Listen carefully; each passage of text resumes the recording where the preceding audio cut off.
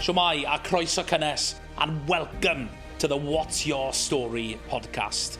I'm James Owen, a Welsh filmmaker and storyteller, and I'm passionate about sharing stories.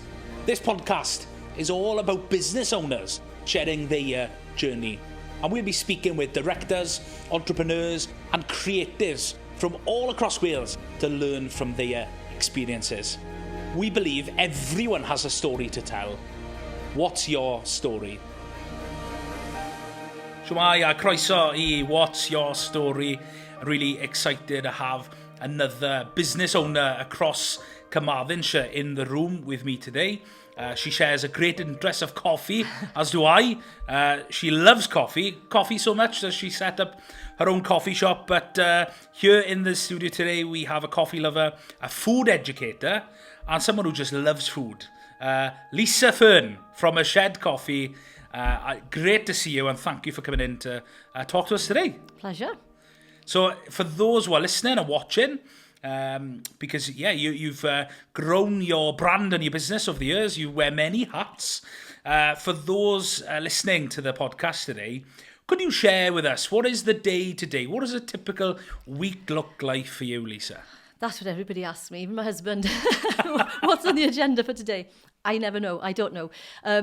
I have meetings. I have generally a half-full diary, I like to think, because with having two coffee shops and doing bits and bobs on radio and TV and coming to see you and keeping an eye on the shops and the staffing and troubleshooting, I like to keep half the day free for anything that might crop up, or even half a day off occasionally. So it's no 2 days are the same.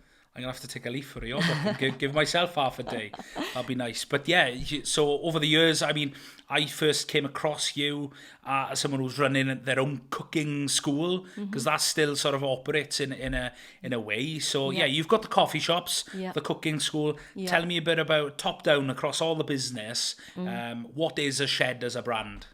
Well, a Sied started off as not a Sied. It started off as the Pumpkin Patch. So a lot of people still come to me and they say... the Pumpkin Patch in Mangredig. Yeah, they say, what happened... They don't ask me what happened to the Pumpkin Patch because they don't realise I was anything to do with the Pumpkin Patch. Oh, there used to be a cookery school in White Mill called the Pumpkin Patch. Yeah, that was me. Oh, me! I was that crazy pumpkin woman. So the Pumpkin Patch started off in 2008 with little children, and it developed, and eventually I got a grant. And when we refurbished one of the outbuildings into a purpose-built cookery school, we rebranded it as a Sied. So same business, just changed. You know, same person, same mad pumpkin woman, just running it from a different location. And the Sied was literally 30 metres from my kitchen where I started the business. So a Sied started off as the cookery school. We developed a cafe. My daughter came into it to work with me. Well, all the children came into it to work with me at some point, but she continues to work with me. And then during COVID years, we moved and opened up an establishment in Carmarthen. A pop-up to start with, actually. I forget the whole story sometimes. A small pop-up in a small unit. Then we moved to a larger unit in St Catherine's Walk, where we remain. And then we opened another one in Pensan, which is where I've now relocated the cookery school element of the business, because it's a nice big open space. And if I'm working with a barista and a chef on hand, it makes my life easier than running it in a cookery school on my own with maybe one other. So that's where we're at. That's where you're at to date. To date. However, there are a few other changes about to happen, but as it is today, we have a shop in St Catherine's Walk and we have a shop in Pensan. Both great food and great coffee when you go there.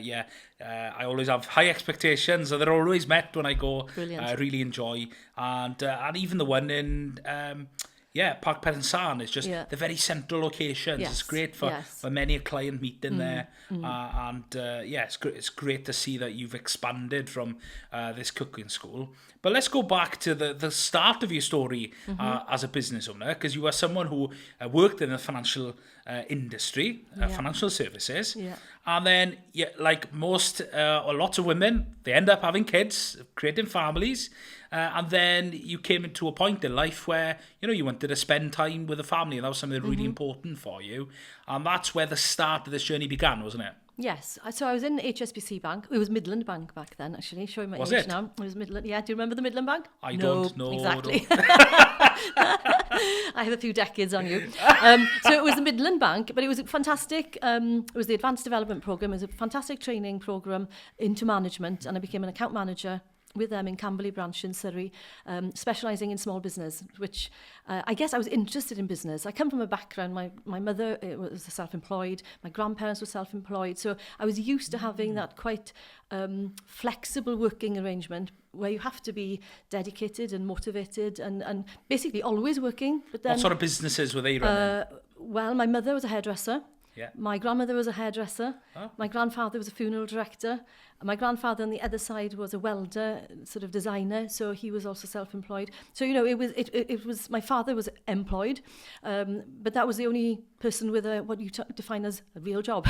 Yes, of course. You know, with a salary coming in. Everybody else had to run around like constantly and make their own money. And that was something I was used to. And I think I really did want to go down that route ultimately. Even at the age of 18, I remember looking at premises in Carmarthen town and thinking, well, I was studying in London at the time. I saw this property for sale in Carmarthen and I thought, that would make, listen to this, it's so funny, that would make a fantastic department store. Not corner shop, not like small little shop, a department store. So I took the name, I think it was Clive Lewis, partners, and I went to wherever they were based in London, somewhere pretty smart in London, knocked the door, and I asked, could I speak to somebody about this property? And they sat me at the end of this big long board table, and they said, one of the partners will be in to speak to you now. And I spoke to him. And I wasn't even nervous, which is quite remarkable, because I think I would be now. Yeah. And he gave me the facts, and I said, okay, thank you very much, I'll consider it, I'll be back in touch. Realised I had no money, so what was I even doing there? Yeah. It was quite funny. But, you know, so I always had aspirations to do this sort of thing. Is this building still there? The building is still there. What is it today? It's Tea Traders. It was a building society, which is now Tea Traders. Oh. It's the Gremlin Club, I think, next door. But there was an entranceway in between, and you could go up to the first floor, which was a beautiful apartment, which I saw around. And I think a second, maybe even a third floor, I can't remember.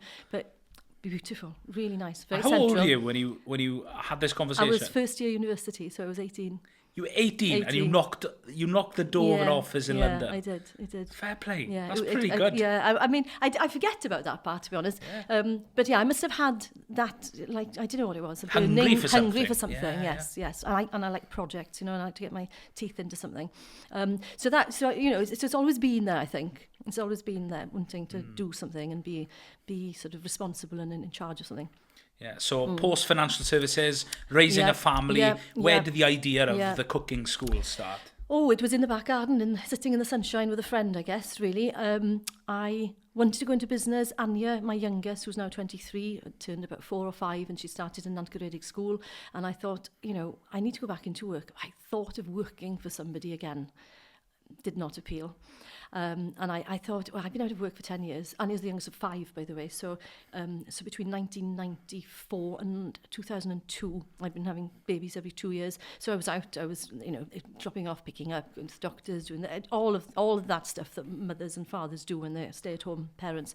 But in the meantime, and half the reason I was a stay-at-home parent was obviously the desire to raise the children myself, but also we bought a small holding which needed a lot of renovation. So whilst they were at school, I was knocking walls down literally and doing a lot of the renovation, creating a garden, building a greenhouse, all you know, real hands-on stuff. And then I'd wash my hands, check my fingernails, and then go off to school to pick them up, and then carry on. Wow. So I was learning whilst raising the children and doing other things. So I was acquiring skills. I think that's the important thing. Even if you're at home, it's the I was cooking for the children. I mean, I was cooking for seven people, you know, however many times a day, 3 times a day, I guess, in summer holidays and things. So I was quite used to cooking. I was used to gardening. They became hobbies. I obviously had learned skills in rearing children.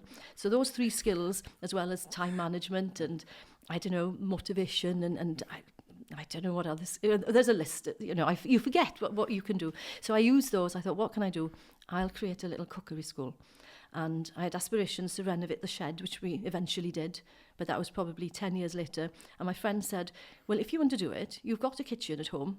It's a reasonably sized farmer's kitchen, open plan with a dining area. Start it there. And I thought, well, yeah. And I think that's what I thought, I'm going to do it. This was like end of July, August.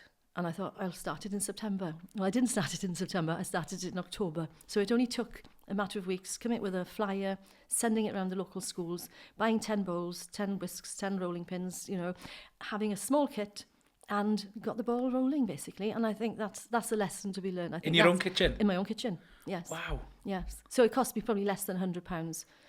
A lot of energy. Then went on to create my own little website, she says, using a template. I look back, it was rubbish. But it got the word out there. It got my name out there. And, slowly developed organically and grew confidence. And one thing led to another, and here we are. And that was the Pumpkin Patch? That was the Pumpkin Patch. You launched the Pumpkin Patch? Yeah. Any sort of thoughts behind the name? Loved pumpkins, still do. Grow pumpkins, eat pumpkins. Buy pumpkins. So autumn is your favourite season? I love the autumn. Yes. Yeah. Yes, we're almost Pumpkin there. spice latte. It'll be coming out in a shed soon, surely. Yeah. No, anything autumn. Sunflowers, pumpkin, orange. And then a few years later, actually, I can't remember who he was, but I spoke to some branding person and they said, why did you pick orange? I said, well, it's the colour of a pumpkin. And the pumpkin had sort of green leaves and sort of, a muted orange, a brighter orange, and a sort of a brown, how pumpkins vary in colour. So he said, well, think EasyJet.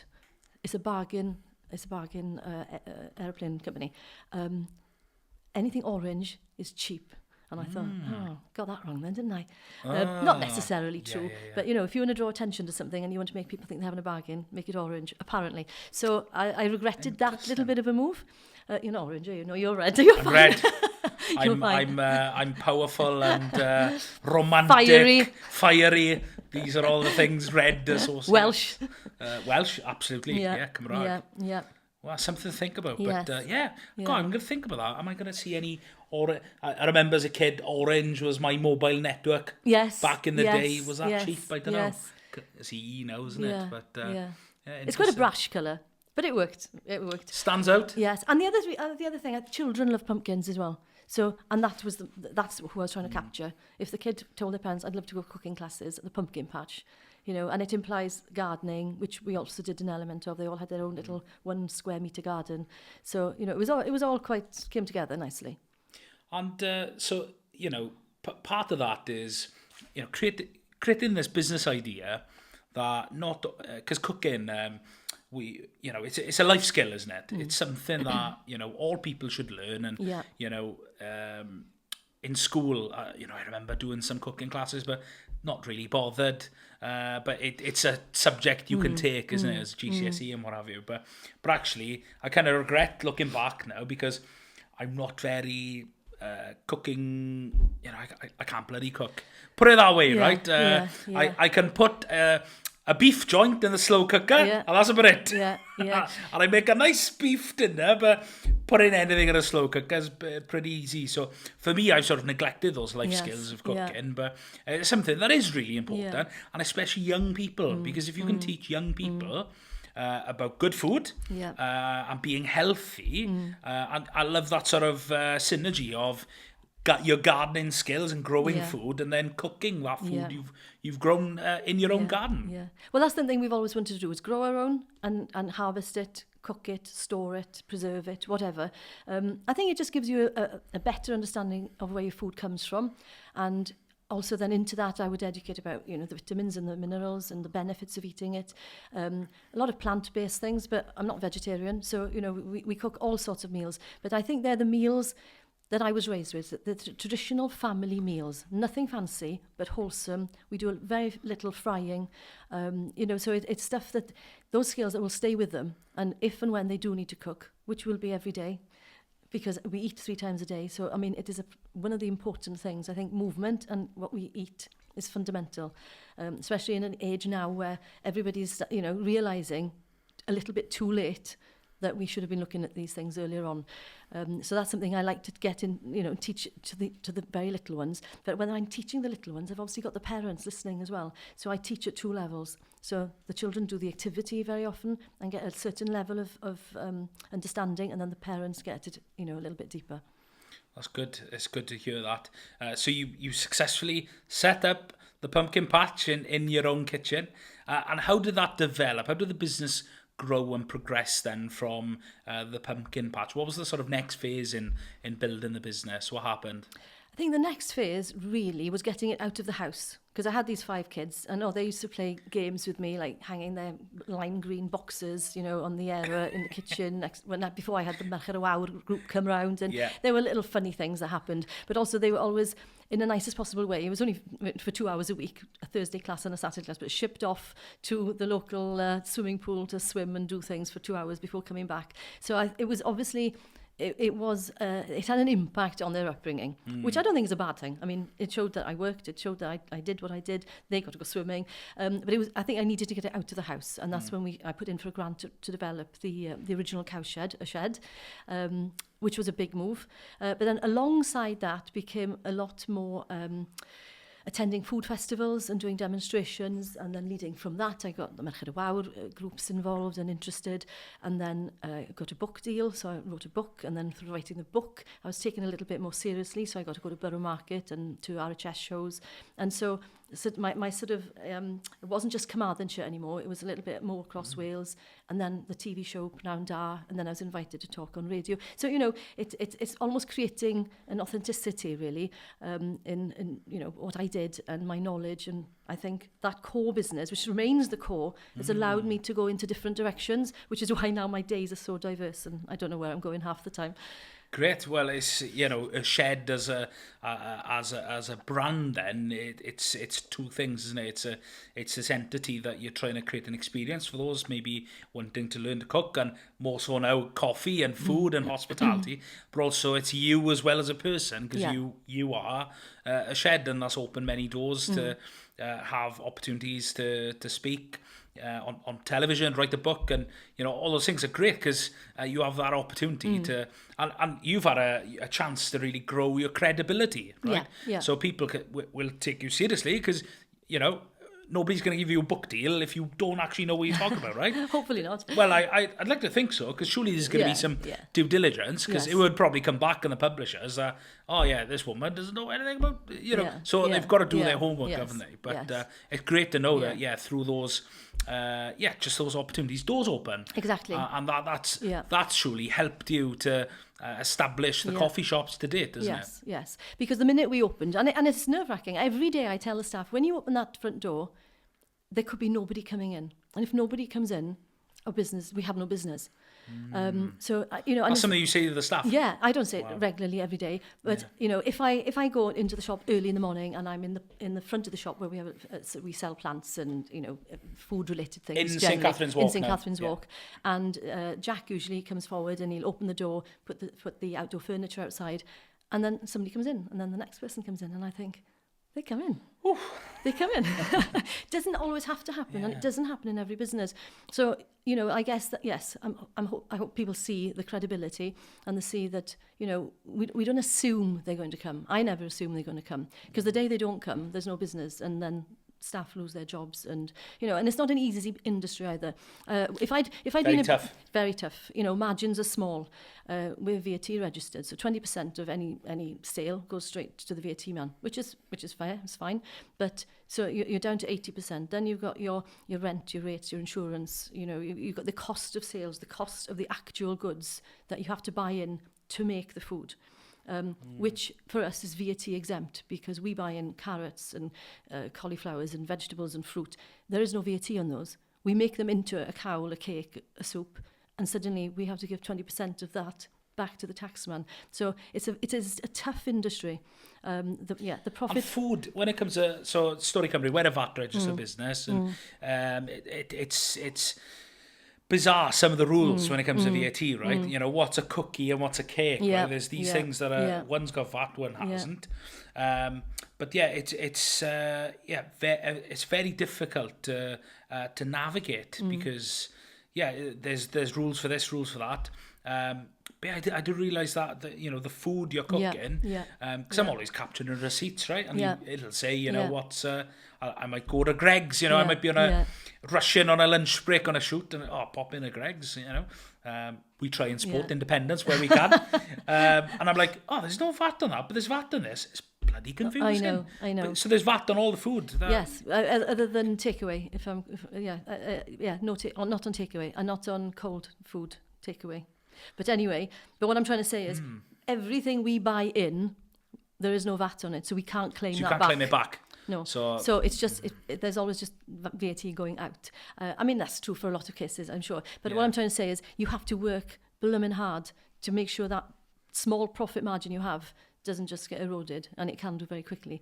So, that is one issue, which is a difficulty in business at the moment, especially with all the rising costs. And yet, and you can see everybody complains the price of coffee these days, the price of meals, what would have been £10 now, £20. And I think we're probably becoming one of the most expensive countries in Europe, to be honest. It seems like wherever you go on holiday is cheaper. And we've got used to that. But it's not easy, and so people eat out less. They eat out, they have coffee and cake rather than a lunch. They'll have the soup rather than a 3-course meal. Do you know what I mean? Everybody's just watching a little bit more, which obviously makes it tough on hospitality in the hospitality industry. But so when customers do come through the door, you think, good. Excellent. Because actually, what you've got there in the shed in particular, you've got a coffee shop that sells food. Because not all coffee shops sell food. No, Some do just cakes. And there's pros and cons to all those different things. Because, if I want to go meet a friend for a coffee, I might go to, Park Pensana. It's just in the middle. Nice, plenty of parking, right? But then, I might go to a shed to do some, if I got a load of stuff. I'm in Carmarthen. In fact, I called in a few months ago because I was a bit early for a meeting in Carmarthen, so I popped in to work on my laptop, But you've got the food side and you've got the coffee side, because there's pros and cons and there's differences in margin. So, is it harder? Okay, let me ask you this question: is it harder to run a coffee shop, or is it harder to run a food business? It's harder to run a food business, definitely. Provided you've got a decent barista and a good coffee, and we use a local coffee brand and support local tea producers as well, then your quality of your coffee should be good. Difference between independents and your Costas and Starbucks, they will buy in most of their cakes. So they buy in a cake, let's call it £10. They'll get the VAT back on that because they've brought it in as a luxury goods in the first place. We can't get the VAT back because, as I said, we buy in sugar, butter, eggs and flour, which is VAT exempt. Am I making sense here? So it's more. But running a coffee shop is definitely easier. There are easier ways of doing it if you don't cook everything from scratch yourself. If you're just doing paninis, which you just put in a panini press, and sandwiches.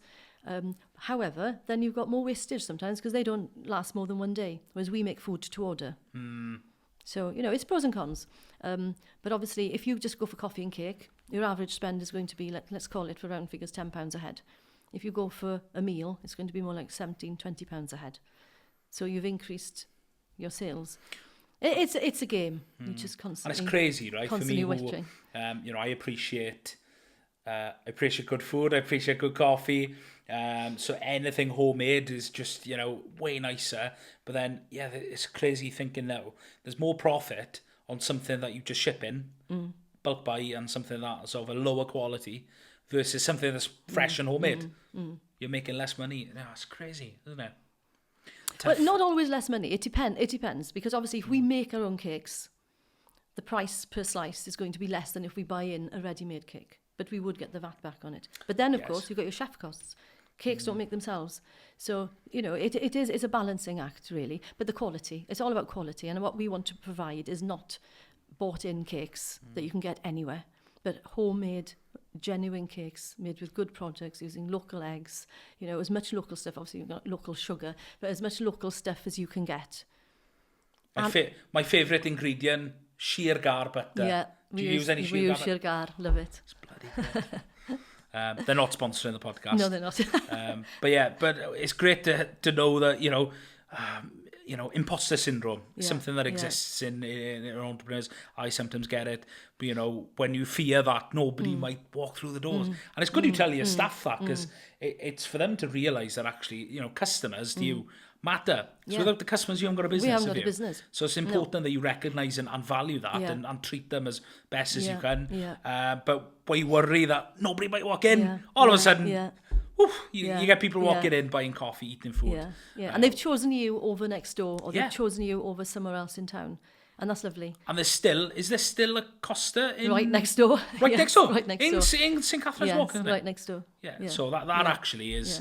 Yeah, that's a good point there, because they could go and support a large organisation, and you're not going to see that money in the local economy, are you? Unless it's to the people with the jobs themselves. But when you buy locally, you know, you're not buying from a wholesaler, a national wholesaler. You've got the likes of Castell Howell, right? Which are, I'm sure they support you with some of your food, food ingredients. But when you buy in from local produce locally, you're supporting the local economy. It's circular economy, isn't it? You get it back. Exactly. I mean, we have Tea Traders Tea, Cold Town Coffee, Minin Shirgar, Daioni Milkshakes.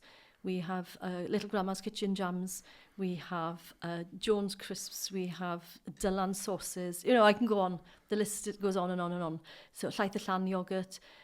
So all these companies... All Welsh. All these companies will benefit. And if we don't exist, they lose that order. Yeah, so if they lose that order, and say a lot of coffee shops are going out of business, and I know in Carmarthen at the moment it's tough. There are a lot of coffee shops that are closing or moving or whatever.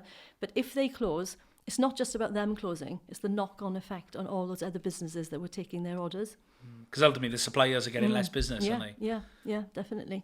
Great. Well, a shed, great place to go. So where is the future for you now? Because you've I remember the pumpkin patch in Nancaredig. You're almost young enough to have been coming along. Coming for you cooking sure lessons. I should have been 6? coming for cooking lessons, shouldn't I? Maybe I'll come for some more in the future. I do adult classes. Yeah. Oh, okay. Not just kids. Yeah, there we go.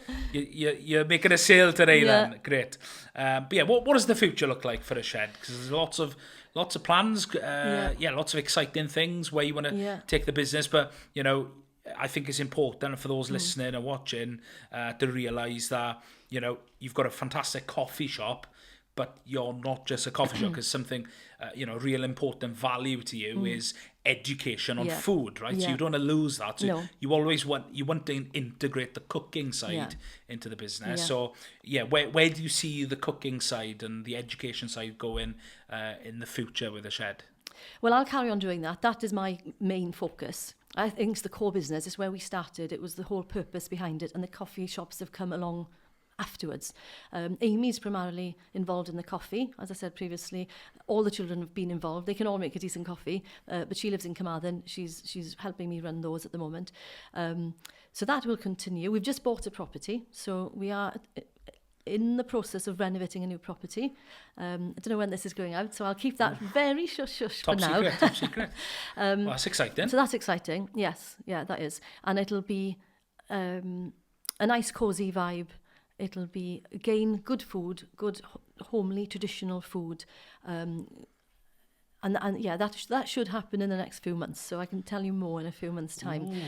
But still at the core for me is the cookery and the educating, and I've always called it a shed cookery school and cafe, never just a shed coffee shop, because it is about more than that.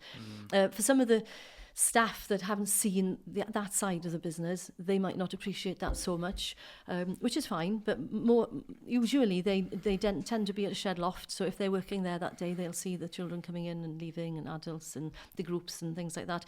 I think I want to go more down potentially making some short videos and helping people get the recipes out there, because not everybody wants to attend a cookery class. They don't always have time, but I feel there's a need to get these. If everybody made a new recipe every week, this goes for you as well, you will increase your repertoire of recipes, and and grow and sort of put a meal plan together, which helps you know where you are every single day of the week. So if you keep making a new recipe, however simple or complicated it is, that's another recipe then you can add to your your list. So I want to get those types of recipes out there. Families especially, eating together, potentially round a table, that would be ideal. And just hints and tips as well. I think that's where people often come, and I say, if I've got a group of 50 WI or Merched y Wawr, I say, and there are, let's say, age range between, 45 and 75.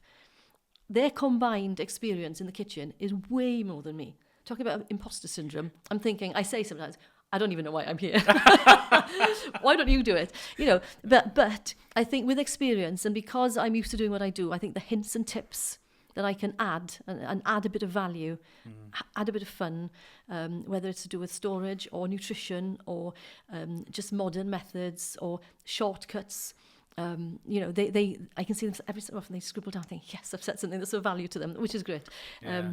So yeah, that's where I get my little buzz from, I think. That's good. And, you know, you've touched on there, the food is a necessity. It's something we need to survive.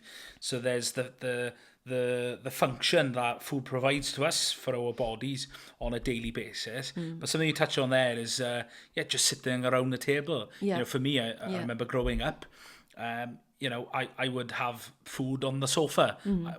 I don't know why my parents decided, but that's just how we ate. And then I remember when me and Amy were dating, my wife, you know, meeting their parents, and as a Christian family, they would sit around the table, they'd say a prayer of grace for the food, and, you know, you'd have conversations flowing. And for me, that's something that we do now.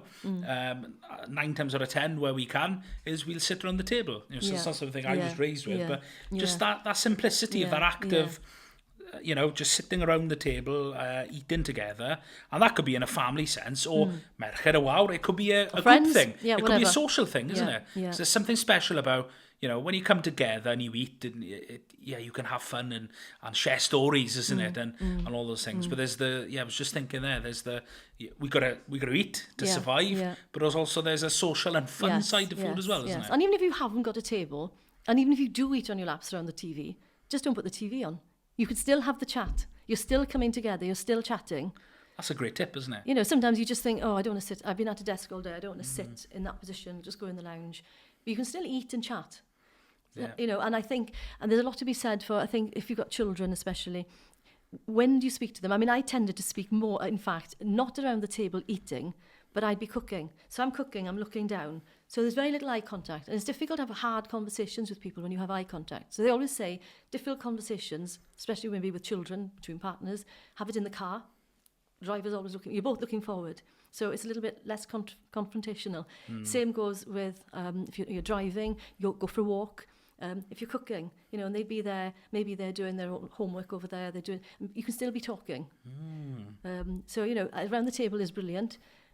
Maybe more fun and maybe less, you wouldn't want anything controversial. I mean, there are topics to avoid over lunch and dinner if you want to have a nice meal and enjoy. But it is a good time, as you say, it's social. And that helps us to relax, unwind, get to know each other. You know, there's huge good things for eating together. And there's good things about growing your own as well. Getting outside, fresh air, daylight, movement. You know, so it's more than growing your own vegetables. It's creating that space. They say, I've read somewhere only this week, or I heard somewhere this week, in certain countries they say if you're feeling a little bit low, depressed, go for a walk in the woods. Somewhere else they'll say, go for a shower, go for a bath, drink some water. You know, there are certain things that can make us feel better. And I think being out in the garden, in the countryside, or walking the dog is one of them. So, you know, again, it's food related, but it has lots of implications for us as people. Yeah, great. No, being outside, that's a big part of, just finding ourselves or just having a moment of rest and relax, for sure. And, or it could be at the table, unless, you know, I've had many a controversial conversation over the table, but sometimes it's just nice to, something me and Amy value is, you know, I might not have seen her all day. We work in this, like sometimes we're in the office all day together, but I'm doing this, she's doing that, and then it's a time for us to come together and catch up really on life. Not talk work. Yes, dim siarad shop. No, exactly. That's what she'll tell me. Yeah. Great, so we got to hear your personal story today. I'd love to hear, Lisa, if you were sat maybe on this table, in front of this microphone here, who is somebody's story that, if you had an opportunity to hear, you'd just love to listen to it? Is there somebody that's inspired you or influenced you in your lifetime, or even somebody that fictional that you just love to know their story? Yeah. Well, I guess you mentioned I think family. I mean, there are a lot of family members that I don't really understand and appreciate their story. My grandparents, because when they died, I was only probably 11, 12. Never really got a chance to really ask the questions and to understand. And for instance, my grandmother in Pontiac, she was self-employed, and she was probably as crazy as I am in terms of didn't stop. So that would be interesting. But as somebody who I've always been sort of in awe of slightly, and I have read her book, but Anita Roddick, The Body Shop. Okay. Such an inspiring story and an interesting, survival, keep on going. I think I'd love to sit around the table with her now and have a good chat over a good meal. Over a good meal. Over a good meal. Not a controversial one. No. Great. Well, Lisa, diolch am dod. Thank you for coming and sharing a bit about you and your story. From the Pumpkin Patch to a Shed Cookery School and Cafe. For those who want to try out some of the meals, have a coffee, or maybe they want to book in a cooking lesson at your new establishment. When that happens, where can people find out more about a Shed? ashed.co.uk. Or just email me, lisa@ashed.co.uk. The Instagram, all the social media platforms are there, Facebook, ashed.cymru.